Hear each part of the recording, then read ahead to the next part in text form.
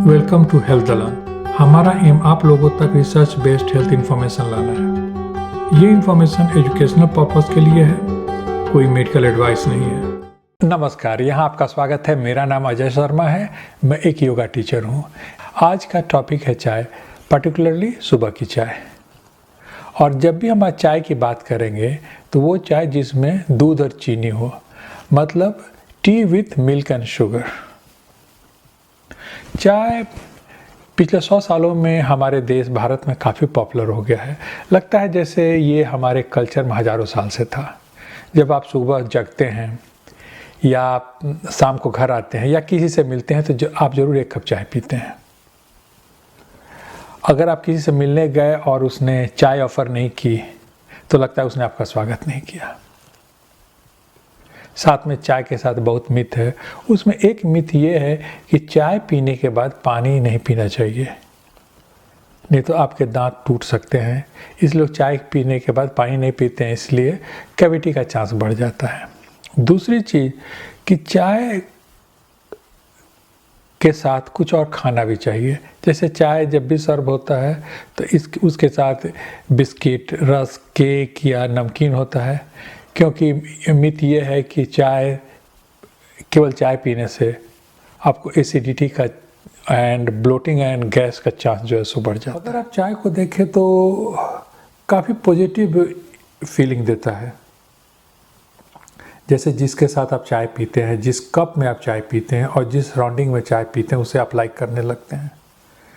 चाय आपको लगता है जैसे एनर्जी दे रहा है, आपको स्फूर्ति दे रहा हो। लेकिन अगर आप ठीक से देखें तो चाय जो भी आज क्रॉनिक डिजीज़ है जिससे हम लोग सफ़र कर रहे हैं, उसका one of the main reason जो है सो ये चाय है। क्रॉनिक डिजीज़ वो डिजीज़ है जो एक व्यक्ति से दूसरे को नहीं होता है, संक्रामक नहीं होता है, ये 1 साल से ज़्यादा रहता है और आपको हमेशा मेडिकल एडवाइस की, मेडिकल हेल्प की ज़रूरत होती है। क्रॉनिक डिजीज़ की लिस्ट काफ़ी लंबी है। Diabetes, high blood pressure, cholesterol issue, dementia, depression, migraine, PCOD. PCOD जो फीमेल में होता है, जो ओवरी में सिस्ट होने लगता है। अगर आप चाहते हैं कि एक स्वस्थ व्यक्ति ओबीस होना शुरू हो जाए, उसे दिन भर भूख लगी रहे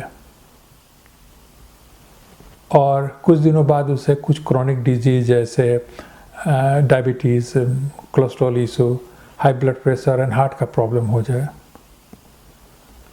और ओल्ड एज में अल्जाइमर होने की संभावना बढ़ जाए, तो उसे बस आप सुबह सुबह 1 कप दूध और चीनी वाली चाय पीने की आदत लगा दें। मज़ेदार बात है कि ज़्यादातर घरों में एक रिचुअल की तरह होता है, जब पूरी फैमिली बैठ के दूध और चीनी वाली चाय पी के अपने को अनहेल्दी होने की शुरुआत कर देते हैं और ये प्रोसेस दिन भर चलता है और उन्हें पता भी नहीं रहा, वो इस बात की कोई जानकारी भी नहीं रहती है कि 1 कप चाय से उन्होंने कैसे अपने को अनहेल्दी करने की शुरुआत कर दी है। अगर लोग अपने चाय से, सुबह की चाय से दूध और चीनी को निकाल दें तो हो सकता है 90% लोग हेल्दी होना शुरू हो जाए। अब हम बात करते हैं कि चाय पीने के तरीके और चाय पीने के टाइमिंग से हम लोग कैसे अनहेल्दी होते हैं। चाय का कंसेप्ट चाइना से आया। ब्रिटिशर्स ने पूरे वर्ल्ड में चाय को पॉपुलर किया। चाइना में जब चाय पीते हैं तो गर्म पानी में थोड़ा सा चाय पत्ती डाल देते हैं, फिर स्ट्रेन करके पीते हैं। उसमें दूध और चीनी नहीं होती है, लेकिन हम लोग उसको चाय को एक डिफरेंट लेवल पे लेके चले गए। हम लोग चाय में दूध चीनी डालते हैं, फिर उसे उबालते हैं, उसमें कुछ मसाला भी डालते हैं जैसे जिंजर, लौंग, इलायची, जो मसाला टी के नाम से काफ़ी पॉपुलर है। अगर आप देखें काली चाय जिसमें दूध और चीनी नहीं हो तो ये काफ़ी हेल्दी है। इसमें एंटीऑक्सीडेंट होता है, ये गट बैक्टीरिया के लिए बढ़िया है। ये आपके स्ट्रेस और एंजाइटी को कम करता है। अगर मॉडरेशन में चाय पिए तो, काली चाय पिए तो काफ़ी हेल्दी है। अब हम चाय में दूध डालते हैं। चाय में जैसे ही दूध आपने डाला, चाय का क्वालिटी ख़राब हो जाता है। अब बॉडी उतना एंटीऑक्सीडेंट एब्जॉर्ब नहीं कर पाएगा जो पहले दूध के बगैर करता था।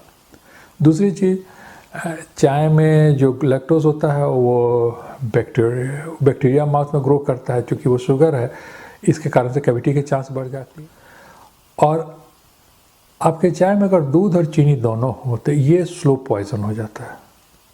पूरे वर्ल्ड में स्वीट लिक्विड आज एक प्रॉब्लम हो गया है। वेस्टर्न वर्ल्ड में ये कोल्ड ड्रिंक्स के नाम से जाना जाता है और इंडिया में ये है जो चाय। अब हम चाय पीने के टाइमिंग पे बात करते हैं। सुबह की चाय, सुबह की चाय ही सबसे खतरनाक है।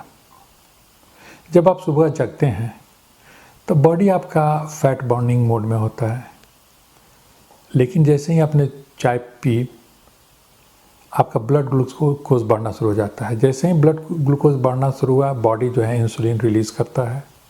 जैसे ही इंसुलिन ब्लड में आया, अब आप फैट स्टोरिंग मोड में चले गए। एक बार इंसुलिन एक्टिवेटेड रहता है, उसका स्पाइक होता है तो 3 से 5 घंटे तक रहता है। तो पता चला कि आपको 3 घंटे के बाद से कुछ खाने की इच्छा होती है, आपका ब्लड शुगर बढ़ता है, साथ में आपका बॉडी इंसुलिन रिलीज़ करता है। तो बेसिकली पूरे दिन आप इंसुलिन को एक्टिवेट करते रहते हैं। इसका एंड रिजल्ट होता है कि आपका बॉडी इंसुलिन रेसिस्टेंट हो जाता है। Insulin resistance means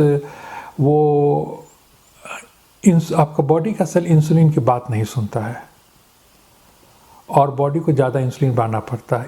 insulin resistance पे हम लोग बाद में बात करेंगे, लेकिन इंसुलिन रेसिस्टेंस ही सारे क्रॉनिक डिजीज़ का जड़ है। जब आप चाय में शुगर लेते हैं तो आपके ब्रेन में एक डोपामिन नाम का हार्मोन वो क्रिएट होता है।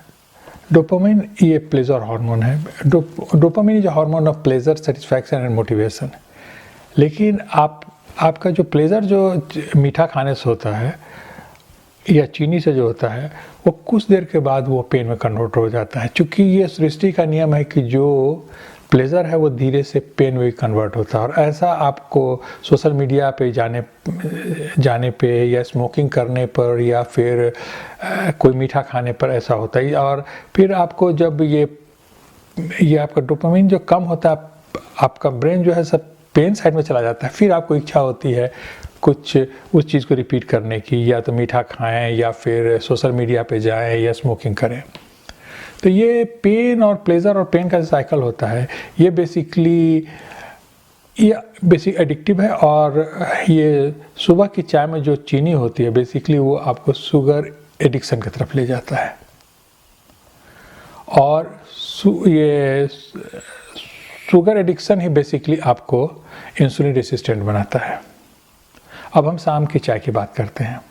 शाम को आप घर आते हैं, यू सर्वाइव द डे, आप घर आए, अब आपको चाय पी के एनर्जाइज होने की कोई ज़रूरत नहीं है। अब आपको तनाव से बचना चाहिए।